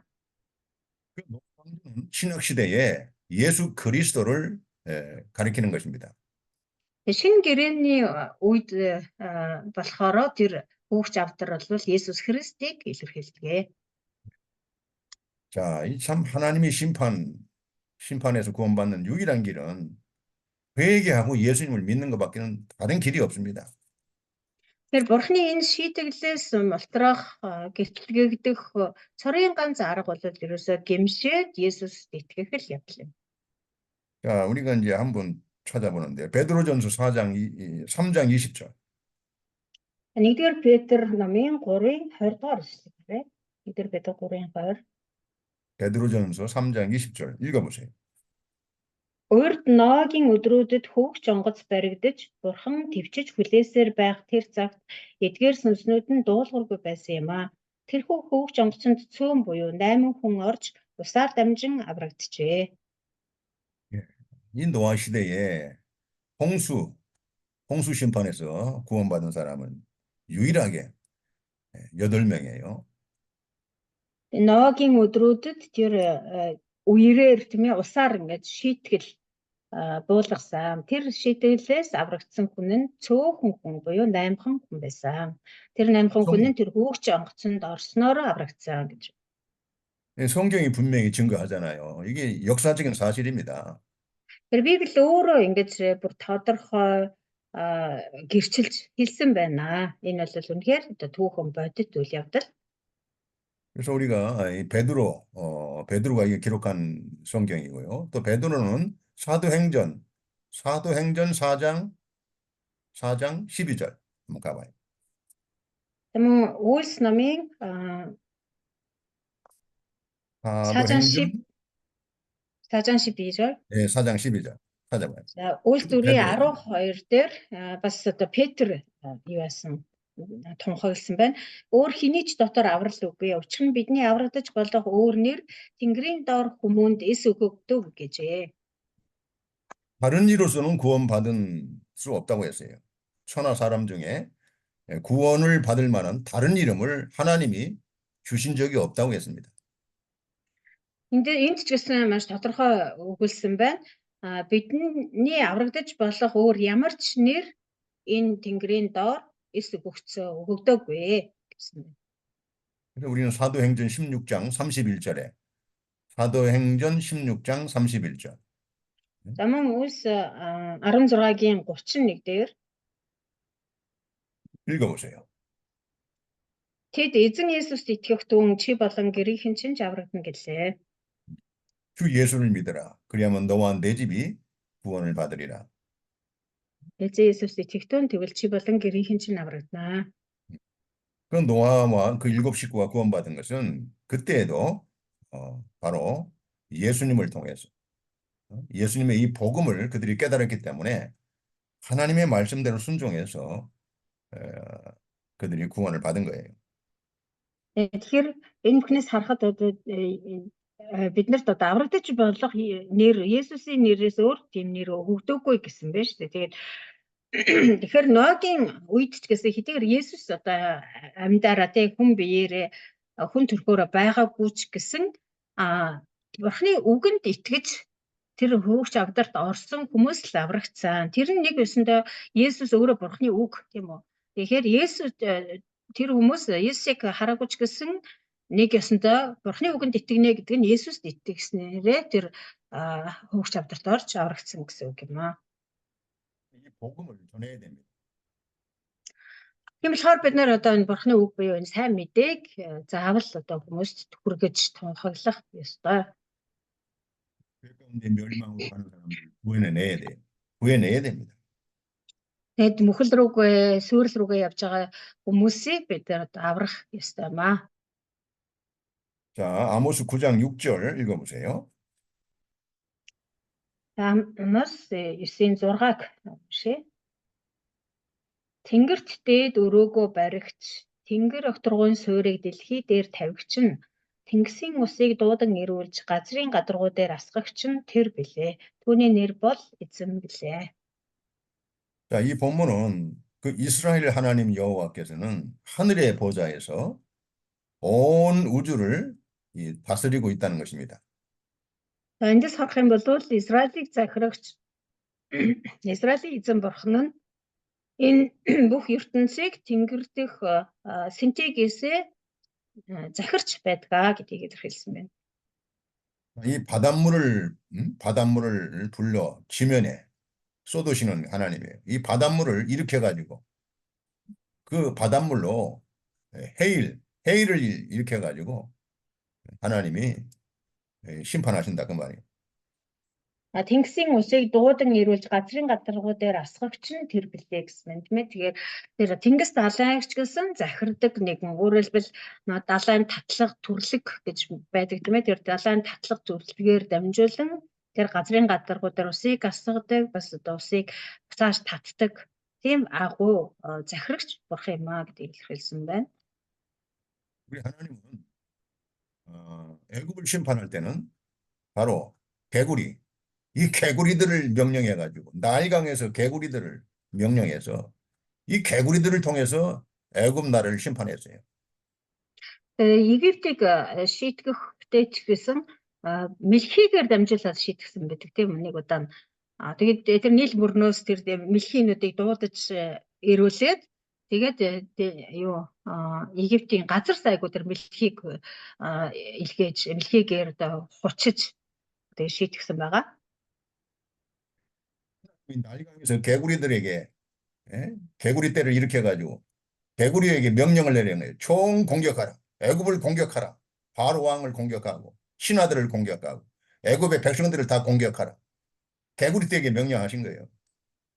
Бурхан тэр үед тэр одоо мэлхийнүүдэд тушаасан баг тийм ээ. Бүгд тушааж одоо бүх хүчээрээ Египт рүү дайр довтол тэр Египтийн хаан байна уу, хатан байна уу, тэр түшмэл ноёд Египтэд байгаа бүх одоо тэр хүмүүс рүү дайрч довтол гэж тушаасан. 파리떼를 일으켜가지고 또 파리떼에게 공격 명령을 내리고 또 하나님은 메뚜기 떼를 일으켜서 또 메뚜기로 하여금 공격하게 하고 이렇게 하나님은 얼마든지 심판하신다는 거예요. За бас нөгөө ялаануудад тушааж Египт рүү довтлоосон бас цавцаанууд тушааж тэр Египтийг цөлмүүлсэн гэх мэтлэн бурхан ингэж маш олон одоо бидний төсөөлшгүй арга зам ухаанаар ингэж ажиллаа хийдэг байна. 여러분 예수님께서 오셔서 바다 위를 걸어가셨죠? 바다 위를 다 예수님 걸어가십니다. Бас та нар санаж байгаа тийм ээ Иесус ирээд олон гайхамшигуудыг үлдсэний нэг нь тэр усан дээгүүр нуурын мандалтыг алхаж явдаг. 아니 어떻게 사람이 바다 위를 걸어갈 수 있어요? 예수님이 사람의 몸을 입으셨지만 하나님이셔요. 하나님이시라고. Хүн одоо яаж тэгж чадах вэ? Гэтэл Иесус болохоор бас хүний зэрэгцээс бурхан байсан тийм үү? Тийм учраас 예수님하고 제자들이 배를 타고 가는데 갑자기 바다에 큰 풍랑이 일어나고 막 파도가 높아집니다. За тэгээ бас нэг удаа Иесус шав нартайгаа заваар явж итэл гинтхэн одоо шуурга дэгдээд тэр далайн шуурга болсон байгаа. 예수님은 태평하게 이렇게 주무시고 계신 거예요. Тэгсэн хэдиж 이렇게 누워서. Иесус болохоор тэр завны тэр хитэг дээр тайван унтаж байсан. 그러니까 제자들이 막 아우성치고 난리가 났습니다. За тэгээд нөгөө шавнар болохоор нөгөө талд нь бөө сүйд мэд болчихсон. 예수님을 막 깨웁니다. За тэгээд сандраад Есүсийг сэрсэн. 예수님, 주님 우리가 죽게 됐습니다. 지금 Эзэн минь 바람과 бид нэр 파도로 죽게 됐습니다. эзэн минь энэ салхи шуурга дэгдээд бид нэр одоо өөх гэж байна шүү дээ. 이때 예수님이 어떻게 했습니까? За тэр үед Есүс яасан бэлээ? 이 바람과 풍랑과 이 바다에 명령을 내렸어요. Тэр одоо салхи шуурганд тэр нууранд хандаж тушаасан байна. 어떻게 명령 내렸어요? Юу гэж тушаасан бэлээ? 고요하고 잠잠하라. Намдалтун гэж тушаасан тийм үү? 여러분, 아니 예수님이 바다 풍랑과 그 물결을 보고 고요하고 잠잠하라 명령을 내리니까 금시 바다가 잠잠해지고 조용해졌습니다. Иесусыг намд зоос гэж тушаамагч нөгөө нуур салхи чинь дорхноо тэр дорхноо зогсчихсон. Намдчихсон. 너무 놀라가지고 도대체 이분이 누구야? 누구기에 바다의 바람과 풍랑도 이렇게 순종하는 거 하고 놀랬습니다. Шавнар нь тэр үед маш их гайхшраад тийм ээ. Одоо энэ хүн хин гэж болоод нуур далаа одоо салхи шуурга хүртэл дүн захирагдаж байна вэ? Гайхширсан. 여러분 예수님은 하나님이세요. 이 세상을 만물을 창조하신 창조자이십니다. Иесус л бурхан энэ дэлхийг энэ ертөнцийг бүтээсэн бүтээгч эзэн бурхан. 예수님 명령에 따라서 바다가 파도가 치고 바람이 일고 예수님 명령에 따라서 고요하고 잠잠해지는. Тийм учраас бүтээгч эзний нэмий чинь тэр эзэн нь буюу Есүс тушаахад тэр бүтээл нь болох салхи шуурга тэр далаа дэнгис хүртэл номхорсон байна. 여러분이 예수님의 명령 한마디면 병이 낫고 귀신이 나가버리고 예수님 말 한마디면 죽은 지 나흘이 됐던 그 나사로가 살아서 나오잖아요. Тэр Есүсийг ганц өгүүлэхэд Есүсийг тушаахад хүссэн хүн хүртэл амьлж байсан. Үхэд 3 хонцгсон байсан Лазар хүртэл босоод ирсэн байгаа шүү дээ. 예수님이 가라. 내 믿음대로 될지어다. 하니까 그대로 다 이루어지잖아요. Тэгээд бас Есүс яв чиний итгэлээр боллоо гэсэн. Тэгээд яваад очсон чи яг л тэр тушааснаар нь болсон байдаг. 여러분, 이 하나님의 이렇게 위대하시고 크신 능력 앞에서 인간이 겸손해야 됩니다. Тэгээд бурхны энэ агуу гайхалтай энэ хүч чадлын өмнө хүмүүс л даруй байх хэрэгтэй. 이 살고 죽는 것이 하나님의 명령에 달려 있어요. Тэгээд бидний өөхөх сэхэх бол угаасаа л бурхны тушаалаас шалтгаалдаг. 여러분은 바로 그 위대하신 하나님의 일꾼들입니다. Та нар бол тийм агуу бурхны ажилчид шүү дээ. 그 위대하신 하나님의 종들입니다. Тэр агуу бурхны зарц нар шүү дээ. 그 위대하신 하나님의 자녀들입니다. Тэр агуу бурхны хүүхдүүд шүү дээ. 그 여러분 걱정하지 마시고 여러분 Тийм болохоор 염려하지. элдв зүйлд санаа зовж сатаарлгүй. 그 위대하신 그 하나님이 우리 아버지십니다. Тэр бурхан, тэр агуу бурхан чинь бидний аав шүү дээ. 무엇이 두렵습니까? Юунаас айх гэж, 무엇이 걱정이 됩니까? юунд санаа зовох гэж. 죽은 자를 다시 살리시는 하나님. Өхөөсдгийг ч гэсэн амьлуулдаг бурхан. 온 세상을 말씀으로 통치하시고 다스리시는 하나님. Бүх ертөнцийг өөрийнхөө үгээр захирч байдаг бурхан. 여러분 그 하나님의 자녀들이고 그 하나님의 일꾼들이에요. Тэгээ тийм л бурхны хүүхдүүд, тийм л бурхны ажилчид юм аа. 하나님이 함께 하십니다. Бурхан хамт байх болно. 그러니 여러분 담대하게, 강하고 담대하게 하나님의 말씀을 전하십시오. Тиймээс та нар хүчтэй, зоригтой байж Бурханы үгийг тунхаглаарай. 하나님이 책임져 주십니다. Бурхан бусдыг нь хариуцна. 그러나 거짓말을 하게 되면 마귀가 우리를 해를 끼칩니다. 마귀가 달라붙어요. 거짓말. Харин худлаа ярих юм бол тий хуурч мэхлэх юм бол сатан ирээд налтчихна. 그러니 이 Чөтгөр ирээд налтчихна. 하나님의 그 위대하신 능력, 이 하나님이 위대하신 능력을 우리가 믿고 의지하고 우리가 하나님의 일에 충성합시다. Тэр ийм агуу бурхныхаа хүч чадалд дээрээ итгэж найдаж түүнд итгэмжтэйгээр үйлчлцгээе. 자, 세 번째 대지. За дөрөв дэх хэсэг нь 하나님이 이스라엘을 징벌하시지만 완전히 멸하지는 않는다.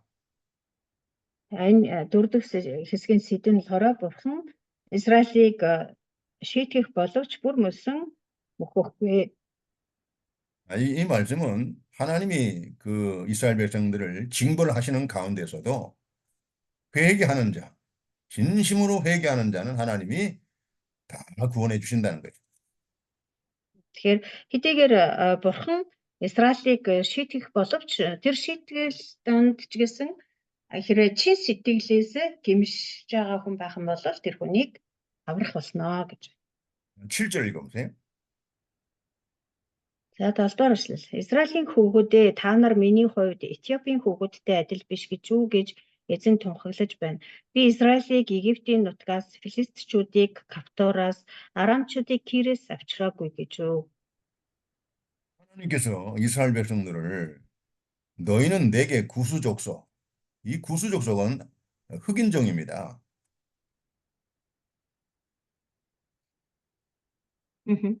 흑인종인데 하나님을 모르는 흑인종들이에요. 너희들이 하나님의 말씀을 이렇게 불순종하고 하나님을 이렇게 떠나게 되면 이와 같이 이방 나라처럼 하나님을 모르는 백성들처럼 된다는 거죠.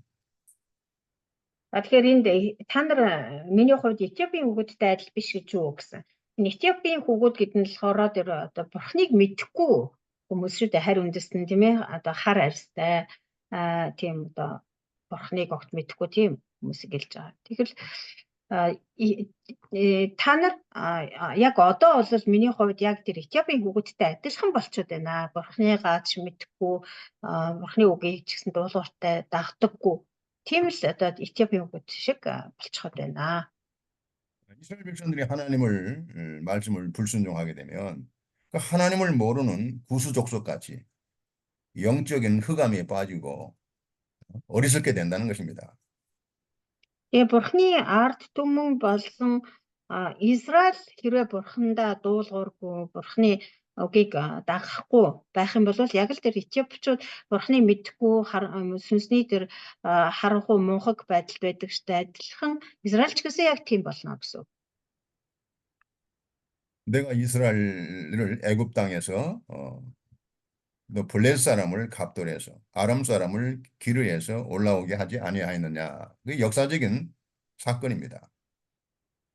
Би Израилийг Египтийн нутгаас, Филистичүүдийг Кафтороос, Арамчуудыг Кирээс авчираагүй гэж үү. Энэ үйл явдлууд бол яг л түүхэнд болж исэн үйл явдлууд байгаа.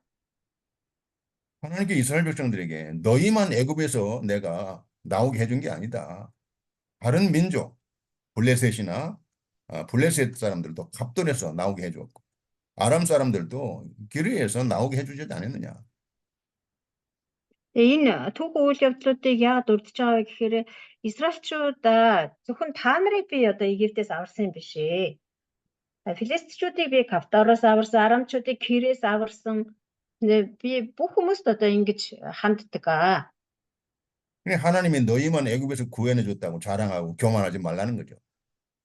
Тэгэхээр нэг ёсондоо зөвхөн та бурхан бид нарыг л Египтээс аварсан. бидний бурхан гэж та нар тэгж бардамнаж болохгүй. 하나님이 이스라엘 백성을 애굽에서 나오게 한 것처럼 이 블레셋이나 아람 사람들도 하나님이 그 환란 가운데서 구원해 줬다는 겁니다. Бурхан Израильчуудыг тэр Египтээс аварсан шигээ Филистичүүдийг ч гэсэн Арамчуудыг ч гэсэн зовлонгоос нь гэтлгэж зовлонгоос нь салгаж өгсөн. Аварч 예. өгсөн. 그러니까 너희만 뭐 하나님이 너희만 이렇게 어려울 때 도와준 게 아니다. 교만하지 말고 자랑하지 말고 겸손하게 하나님 말씀을 순종하라는 것입니다. Зөвхөн та нарыг л одоо хэцүү байхад ч бурхан зөвхөн ганцхан та нарт тусалж та нарыг аварсан биш ээ. Бусад улс үндэстнүүдэд ч гэсэн бурхан ингэж инэрч аварч тусалж исэн. Тийм болохоор та нар зөвхөн бид нарыг л бурхан аварсан зөвхөн бидний бурхан гэж бүү бардамнацгаа. 그러니까 우리가 이 세상에서 성공하고 잘 되고 뭐 이렇게 세상에서 이렇게 축복을 받은 거 그런 거 자랑하면 안 된다는 것입니다. Бид нар ч гэсэн энэ дэлхий дээр одоо ямар нэгэн ололт амжилтанд хүрэх юм уу эсвэл одоо сайн сайханд хүрсэн байх юм бол түүгээр сайхаж бардамнаж болохгүй гэсэн. 여러분 이 세상에서 잘 되고 복 받는 거 이런 것은 일반 은총에 속합니다. 일반 은총이라고 합니다. Энэ дэлхий дээр одоо ямар нэгэн амжилтанд хүрээд сайн сайханд хүрнэ гэдэг бол зүгээр л одоо жирийн ерөөл энгийн одоо нэг хайр нэгүсэл юм аа. 그 일반 은총은 불신자들에게도 하나님이 차별 없이 하나님이 똑같이 주시는 겁니다. Ийм энгийн хайр нэгүслийг ч гэсэн нэгүслийг бурхан харь үндэстнүүдэд ч гэсэн адилхан үзүүлж байдаг. 하나님이 이 햇빛이라든가 비라든가 이 자연 은총 있죠? 자연 은총 이런 거 다 불신자들에게 똑같이 하나님이 주시는 거예요. Жишээлх юм бол одоо энэ нарны туяа одоо хур бороо гэх мэтчлэн энэ бүхэн ч гэсэн бурхны одоо энгийн нэгүсэлд багтдаг. Энэ нэгүсэл энгийн нэгүслээ бол бурхан харь үндэстнүүд бурхныг мэдтгүү хүндэлдэггүй тийм үндэстнүүдийн дээр ч гэсэн үзүүлж байдаг. 우리가 하나님을 섬기는 백성들이 이 땅에서 일반적으로 주시는 이런 축복, 세상에서 잘 되는 축복, 그거 가지고 교만하고 자랑하면 안 된다는 것입니다. Тийм болохоор бурхны ард түмэн бол бусад бүх үндэстнүүдэд ч гэсэн адилхан үзүүлж байдаг тэр бурхны нэгүсэл энгийн дээр ивэл нэгүсэл тийм ээ одоо ололт амжилт ч гэх мэтчлэн ийм зүйлсээр бол сайрхаж бардам болж болохгүй. 신자들은 하나님을 모르기 때문에 이 세상에서 잘 되고 성공하면 자기가 교만해지고 그걸 자랑하고 대접받으려고 합니다. Харь үндэстнүүд бол одоо яалтчгүй бурхныг мэддэггүй болохоор энэ дэлхийн юмсаар одоо сайн сайхан дэлхийн хувьд ололт амжилттай явах юм бол түүгээрээ бахархаж сайрхах дуртай байдаг. 믿는 성도들은 하나님의 일반 은총도 하나님의 은혜인 것을 알기 때문에 하나님 앞에 더욱 겸손해야 된다는 거예요. Харин бурхны ард түмэн бурхныг мэддэг хүмүүс бол энэ игэл жирийн энэ ивэл нэгүсэлч гэсэн бурхнаас ирж байгаа гэдгийг мэддэг учраас тэр тусмаа бурхны өмнө улам даруй амьдрах гэж хичээдэг байна. 믿는 성도에게는 특별 은총이 또 있습니다. 특별한 은총. 이것은 불신자들은 절대 받을 수가 없는 거예요. Харин одоо тэр бүхний оронд онцгой нэгүсэл гэж байдаг. Тэр нь бол зөвхөн бурханд итгэдэг хүмүүст бурханы өгдөг нэгүсэл байгаа. Итгэж биш хүмүүст бол ерөөсөө өгдөггүй. 이 특별 은총은 우리가 예수님을 믿고 구원을 받는 것이고 하나님의 자녀가 되는 것이고 이 천국을 기업으로 받는 것입니다.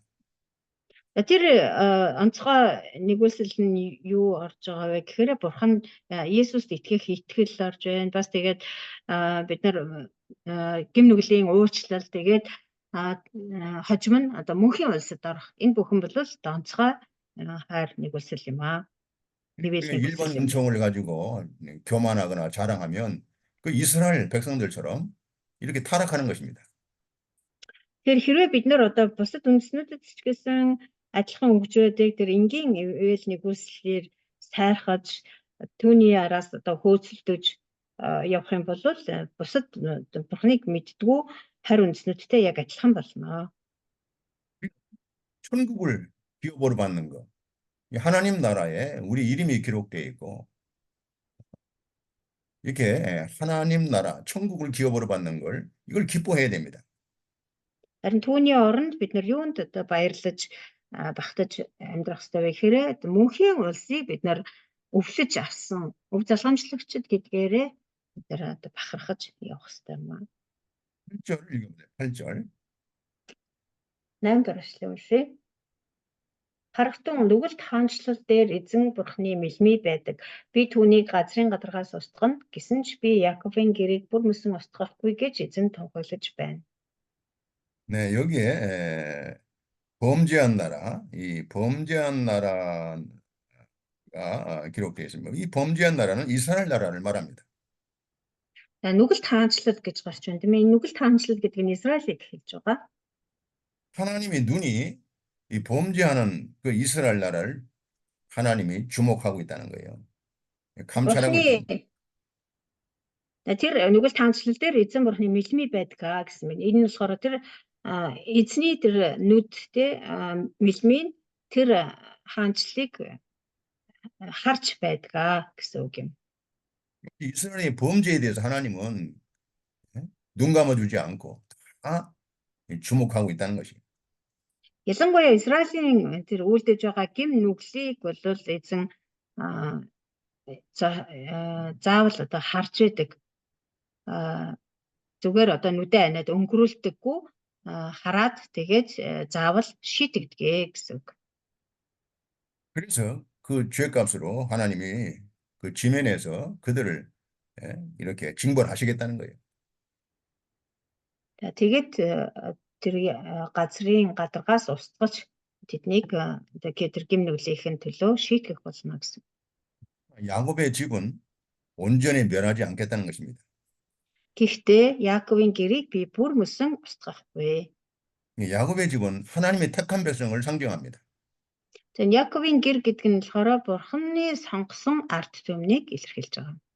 그러니까 이 말씀은 이스라엘 백성들을 하나님이 징벌하는 가운데서도 그 중에서도 하나님의 택한 백성들은 하나님이 멸하지 않고 구원해 주시겠다는 것입니다. Тэгээд яалтчгүй одоо Израилийн гим нүглээс болоод Бурхан одоо Израилийг одоо шийтгэхээс өөр аргагүй болсон.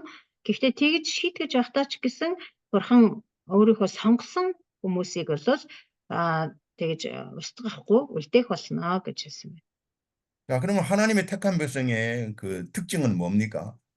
Тэгвэл Бурханд сонгогдсон тий Бурханы сонгосон хүмүүс сонгосон ард түмэн гэдэг нь хин юм бэ? 하나님의 택한 백성은 이 징계가 올 때에 징벌이 올 때에 그걸 깨닫고 회개하는 것입니다. Бурханы сонгосон ард түмний одоо онцлог нь юу вэ гэхээр Бурханы шийтгэл ирэх үед гимшдэг хүмүүсийг хэлж байна. 그래서 이 교회가 하나님의 징벌이나 하나님의 징계가 올 때 회개하고 진심으로 하나님께 돌아가면 그거 정말 하나님의 교회입니다. Хэрвээ одоо сүм чуулган тийм ээ Бурханы одоо шийтгэл ирэх үед үнэхээр чин сэтгэлээсээ залбираад эзэн Бурхан руугаа эргэж байх юм бол тэр чуулган бол үнэхээр Бурханы чуулган мөн юм аа. 예. 이사야 26장 16절. Исая 26-гийн 16. 예, 읽어보세요. Эзэн минь тэд шаналхдаа таныг ирсэн, таны гисгэлт дээр нь байхад шивнсэн залбирлал гарнаа. 여호와여 그들이 환난 중에 주를 앙모하여 싸우며 주의 징벌이 그들에게 임할 때에 그들이 간절히 주께 기도하였나이다. 이게 바로 택한 백성들이에요. Эзэн тэд шаналхдаа таныг ирж хайсан. Тэгээ таны гисгэлт тэдний дээр буух үед тэд танд хичээнгүлэн одоо чин сэтгэлээсээ залбирсан гэж. Энэ бол одоо өнөөгийн бидний одоо сүм чуулганы дүр төрх байх ёстой. 이게 바로 야곱의 집 택한 백성들은 징벌이 올 때에 빨리 깨닫고 회개하고 돌이켜서 하나님을 찾게 되어 있습니다. Яг үүнд хэлсэнчлэн Яаковын гэр буюу бурханд бурхны сонгосон хүмүүс бол бурхны тэр шийтгэл ирэх үед бушуухан одоо эзэн лүгээ эргэж чин сэтгэлээсээ гимшдэг хүмүүс юм аа. 아모스 9장 9절. Амос 9:9-ийг уншия. Учир нь харагдсан би тушааж байна. Буудаг шигшүүрээр шигшдэг луга адил Израилийн гэрийг бүх үндэсний дунд би сэгсрэх болно. Гэвч нэг ч хайрга газарт унахгүй. 네. 이 본문은 그 이스라엘 백성이 이방 나라의 포로로 잡혀가서 환란을 받을 때에 그들 중에서 알곡과 같은 백성들은 하나님이 다 구원해 주신다는 거예요. За энэ 9-р эшлэлээр өгүүлж байгаа утга санаа нь болохоор Израильчууд Бурхны тэр шийтгэлийг амсаад харийн нутагт олцлогдоод очих үед эзэн тэр олцлогдохсдын дунд ч гэсэн буудаг шигшүүрээр шигшдэгтэй адилхан тэр буудаа шиг тэр одоо итгэлийн хүмүүсийг Бурхан авчилдаг бол амьд үлдээх болно гэсэн утгатай. 알곡과 그 쭉정이를 가려낼 때 그 시골에서 이 체질을 합니다. 이렇게 바람에 체질을 그거 해보셨어요? 뭐 해보진 않았지만 대충 알아요. 그거 알죠? 그 원리는 아시죠? 네네. 아하. 네. За тэгэхээр нөгөө шигшүүр бид нар мэднэ шүү дээ. Одоо буудаа тариалан мэддэг хүмүүс бол бүр сайн мэдж байгаа. Тэр шигшүүрээр ингээд шигшрээх юм бол ингээд шигшиж одоо яах юм бол тэр нөгөө салхиндтэй буудаан хальсан ингээд юу салаад хохроод тэгээд ингээд хийсээд буудаага одоо нэгэсэндээ цэвэрлж авдаг. 그 아모스 선지자는 이 농촌 출신이기 때문에 이 농촌에서 농사짓는 그러한 그 원리를 가지고 하나님의 말씀을 이렇게 잘 전파하고 있어요. Тэгэхээр Амос иш үзүүлэгч маань өөрөө одоо нөгөө хөдөө аж ахуйтай холбоотой ажил мэргэжил эрхэлдэг байсан тийм юу малчин бас тариалан тийм хүн байсан учраас хөдөө аж ахуйтай холбоотой тийм үг хэллэгийг бас тийм одоо юу ажил хөдөлмөр үйл хөдлөлөөр дамжуулан Бурхан үгээ ялал маш их ингэж тайлбарлаж хэлж өгсөн байгаа. 하나님께서 이스라엘 백성들을 이렇게 만국 중에서 체질한다는 것은 이방 나라로 포로로 끌려가서 그 이방 나라에서 환란을 당한다는 거예요. 그 환란을 당하는 가운데서 하나님은 그 환란을 통해서 이렇게 체질하신다는 거예요. Тэгээ энэ шигшүүрээр шигшнэ гэдэг нь болохоор тэр Израильчуудыг тэр гим нүлээс нь болоод Бурхан шийдгээд тэгээ тал дэш нь тэр харь үндэснүүд рүү ингээд тараах болно. Өөрөөр хэлбэл олзлуулнаа. Тэр олцсонд очоод тэр цөллөгт очоод тэд нэр одоо маш их зовж зовох болсон. Тэр зовлон ингээд шигшүүртэй зөвлөж байгаа. Шигшин гэдэг чинь одоо ингээд сэгсэрч тийм ээ. Тийм дээ. Хүчээр одоо хийдэг зүйл. Тэгээд тэр дайсны иргэшээлд автаж тэгээд шигшүүлж байгаа юм шигээр тийм их зовж тарчлах болно гэсэн байна. 그래서 그 환란 가운데서 알곡과 쭉정이를 가려낸다는 것입니다. Тэгээд тэр зовлонгоор нь дамжуулж одоо буудаа болон тэр буудаан хальсыг ялгах болно гэсэн байна. 이 알곡은 하나님의 참된 백성을 말합니다. За тэгээ энд өгүүлж байгаа энэ буудаа гэдэг нь бол яг жинхэнэ Бурхны ард түмэн, жинхэнэ Бурхны хүмүүсийг хэлж байгаа. 이 쭉정이는 하나님의 참된 백성이 아닙니다. Харин тэр буудаа хальс бол одоо жинхэнэ Бурхны хүмүүс биш. 그래서 알곡과 같은 하나님의 참된 백성은 그 환란 가운데서 회개하고 하나님께 돌아온다는 거예요. За тэгээд тэр одоо шигшүүртэй адилхан тэр зовлон ингээд туулах явцдаа тэр буудаа мэт Бурхны жинхэнэ Бурханд жинхэнэ итгэдэг хүмүүс нь болохоор тэр зовлон дундаа одоо эзэн лүгээ эргэж чин сэтгэлээсээ гимших болно. 신약 시대에도 하나님이 여러 가지 환란을 통해서 그 교회가 참된 하나님의 교회인가 거짓된 교회인가 하나님이 이렇게 시험하신다는 겁니다. Тэр шинэ гэрээний үед ч гэсэн бурхан өөрийнхөө одоо сүм чуулгануудыг тийм ээ өөрийнхөө бий болсон чуулгануудыг янз бүрийн одоо зовлон бэрхшээлээр дамжуулж ингэж шигшдэг байгаа. Тэгээд тэр шигшүүр буюу тэр зовлон бэрхшээлийн дундаас одоо жинхэнэ чуулган мөн үү биш үү гэдг нь одоо шигшигдэж ялгардаг байгаамаа. 이게 이제 우리가 하나님 말씀을 통해서 다 우리가 이렇게 어떤 지혜를 얻게 되는 것입니다. Тэгэхээр энэ бүхнээр дамжуулаад өөрөлдвөл одоо энэ бурхны энэ үгээр дамжуулаад бид нар одоо амьдралын тэр болон итгэлийн мэрэгэн ухаанд суралцж яддаг. 그러니까 우리가 이 환난이나 시험은 하나님의 참된 백성을 증명하는 그런 기회입니다. Тэгэхээр бид нар тохиолддог тэр зовлон бэрхшээлүүд бол нэг ёсондоо бурхны жинхэнэ ард түмэн, жинхэнэ бурхны хүмүүс мөн үү биш үү гэдгийг нотлохоо болж өгдөг. 그래서 이 하나님의 교회는 여러 가지 시험이나 환난이 올 때 오히려 기뻐할 수 있습니다. 감사할 수 있어요. Тийм болохоор одоо эзний энэ чуулганууд, бурхны чуулганууд ийм бурхнаас ирсэн энэ салхи, шуурга, энэ зовлон ирэх үед харин ч одоо баярлах хэрэгтэй юм аа.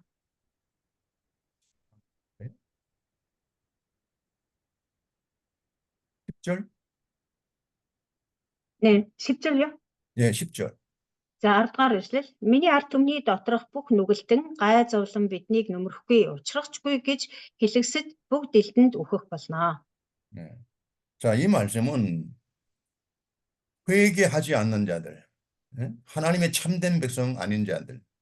그러니까 이 환난이 와도 회개하지 않는 자들의 특징을 여기 보여주고 있는 겁니다. За энэ 10 дугаар эшлэл болохоор гимшдэггүй. Өөрөөр хэлбэл одоо бурхны шийтгэл ирсэн ч гэсэн эзэн лүгээ эргэж гимшдэггүй. Тэгээд бурхны одоо жинхэнэ ард түмэн биш хүмүүсийн онцлогийг илэрхийлж байгаа. 이렇게 회개하지 않는 자들은 하나님의 징벌이 임해도 우리에게 미치지 않는다. 그렇게 말하고 있는 것입니다. За тэгэхээр одоо гимшдэггүй хүмүүсийн онцлог нь юу вэ гэхээр бурхны шийтгэл ирчгээд байхад чинь энэ гай зовлон биднийг нөмрөхгүй, биднэрт ямар ч одоо аюул учрахгүй гэд сууж яадаг байх нь шүү дээ. 하나님의 징벌, 하나님의 징계를 우습게 여기는 겁니다. 아주 멸시하는 겁니다. Өөрөөр хэлбэл одоо бурхны тэр шийтгэлийг үл тоомсорлож басамжлан доромжилж байдгаа гэсэн үг. 그래서 모든 죄인은 칼에 죽는다. 끝까지 회개하지 않는 자들은 결국은 하나님의 심판의 칼에 다 죽임을 당한다는 거예요. Энэ мэдчлэн эцээ хүртэл гимшдэггүй тийм хүмүүс л бүгдээрээ эцэстээ элдэнд бурхны тэр элдэнд өөхөх болно. 자, 이제 네 번째 대지, 마지막 대지죠. За хамгийн сүүлчийн буюу 4-р хэсэг нь байна. 이것은 이스라엘의 회복에 대한 약속입니다. За энэ болохоор Израилийн сэргэлтийн тухай амлалт байгаа. 자, 이 말씀은 좀 시간이 없어서 다음번에 마쳐야 되겠습니다. 다음번. 이거 다음 주 월요일 날은 제가 휴강하고요. 그 다음 주 4월 이제 4월 첫 번째 월요일 날 이렇게 강의가 되겠습니다. 다음 주에 없고 다다음 주에. 예. 다음 주는 휴강 제가 네, 알겠습니다. 노예가 있어서 노예 모임이 있어서 휴강을 하고 그 다음 주에 이제 강의를 계속하겠습니다. За тэгээ цаг болсон учраас одоо энэ хэсгийг дараагийнхын хичээл дээр үргэлжлүүлж дуусгая. За тэгээд эсэнч пастор болохоор дараагийн 7 хоногт өөр одоо чухал ажилтаа учраас дараагийн нэгд өдрийн үдээс хойш орохгүй юм байна. Тэрний дараагийн нэгд өдрийн үдээс хойш цаг дээр үзэхнэ. 이제 본문 여기 이제 아모스 9장 마지막 네 번째 대지에 대해서는 여러분들이 이스라엘 회복에 대한 약속이니까 잘 좀 읽으시고 이렇게 마음에 묵상하시기 바랍니다. За тэгээд одоо ойрд орохгүй юм шиг ингээд санаа одоо амарчхалгүй энэ сүүлчийн хэсэг нь болохоор 11-ээс 15 дугаар ишлэл Израилийн одоо сэргэлтийн тухай амлалт гэсэн хэсэг байгаа. Тэгэхээр та нар бас өөрсдөө судлаад Израилийг бурхан одоо хэрхэн сэргээн гэсэн бэ гэдэг талаар тунгаан бодож уншиж ирээрэй. 기도합니다. За залбирая. 거룩하신 아버지 하나님 감사합니다. Ариун бурхан минь танд баярлалаа. 아모스를 통해서 주신 하나님의 말씀을 저희들이 잘 깨닫고 하나님의 뜻대로 순종할 수 있도록 은혜를 베풀어 주시옵소서. Амосоор дамжуулан өгсөн таны үгийг бид нар сайдаар ухаж ойлгоод тэгээд дуулууртайгаар дагаж биелүүлж амьдрахад минь туслаарай. 이 말씀들이 우리가 하나님의 일을 하는데 참으로 크신 능력이 되게 하시고 은혜가 되게 해 주시옵소서. Эдгээр үгс бидний таны ажлыг хийхэд маань асар их хүч чадал бас нэгүсэл болох болтугай. 예수님의 이름으로 기도드리옵나이다. Есүсийн нэрээр залбирanгуйж байна. Амен. 아멘.